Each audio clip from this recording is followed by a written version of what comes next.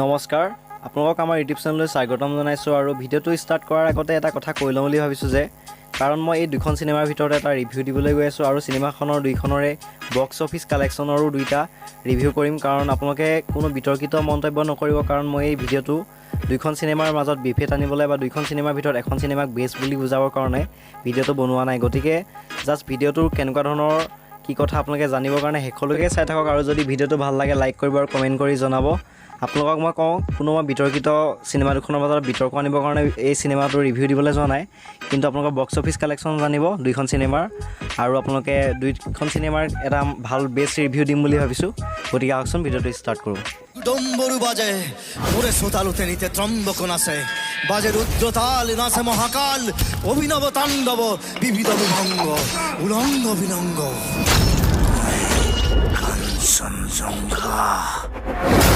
ফ্ৰেণ্ডসকল এতিয়া আমি দুইখন সিনেমাৰ বক্স অফিস কালেকচনৰ ওপৰত ৰিভিউ কৰিম প্ৰথমতে আহকচোন কাঞ্চনজঙ্ঘা সিনেমাখনৰ বিষয়ে জানো কাঞ্চনজঙ্ঘা সিনেমাখনে প্ৰথম দিনা বক্স অফিস কালেকচন কৰিছিল 40 লাখ টকা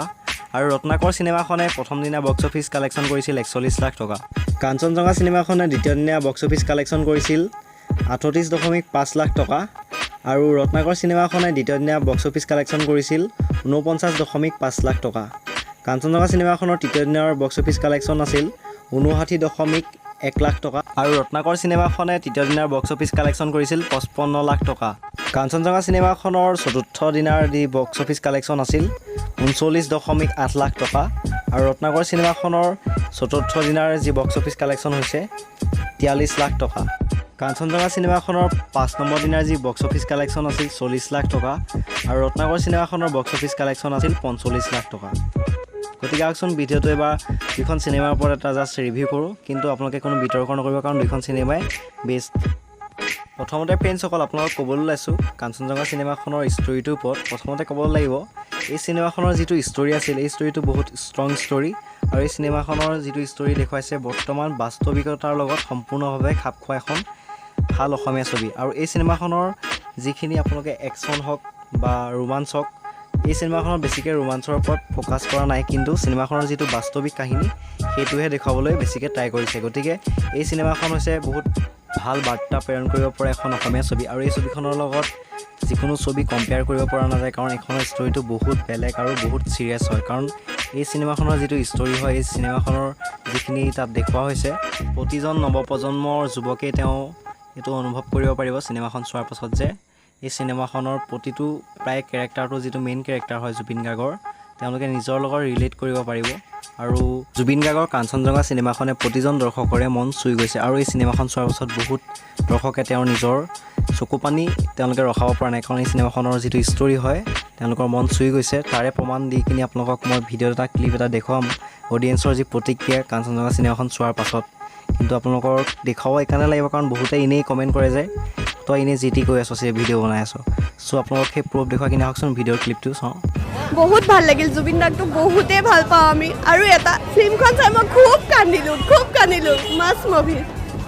চিনেমাখন চাই বহুত ভাল লাগিলে বহুত কান্দিলোঁ মই বহুত হেৰি লাগিলে পিছত জুবিন দাৰ যেতিয়া মৃত্যুটো দেখাই মানে বহুত হেৰি লাগিলে আৰু মানে ইয়াৰ কাহিনীটো মানে কি বৰ্তমান যুগটোৰ লগত মানে মিলি কিনে যে দিছে চব মানে ভাল লাগিছে কাহিনীটো থেংক ইউ জুবিন দা লাভ ইউ জুবিন দা ফ্ৰেণ্ডসকল আপোনালোকক এইবাৰ ক'বলৈ লৈছোঁ ৰত্নাকৰ চিনেমাখনৰ ওপৰত ৰত্নাকৰ চিনেমাখনৰ যিটো ষ্টৰি হয় এই ষ্টৰিটো বিশেষ ইমানো চিৰিয়াছ নহয় যদিও কিন্তু ষ্টৰিটো বহুত ভাল ষ্টৰি হয় আৰু এই ষ্টৰিটো এটা ভাল বাৰ্তা প্ৰেৰণ কৰে চিনেমাখনে কিন্তু দুইখন চিনেমা কম্পেয়াৰ কৰিব পৰা নাযায় কাৰণ কাঞ্চনজঙ্ঘা চিনেমাখন হৈছে বহুত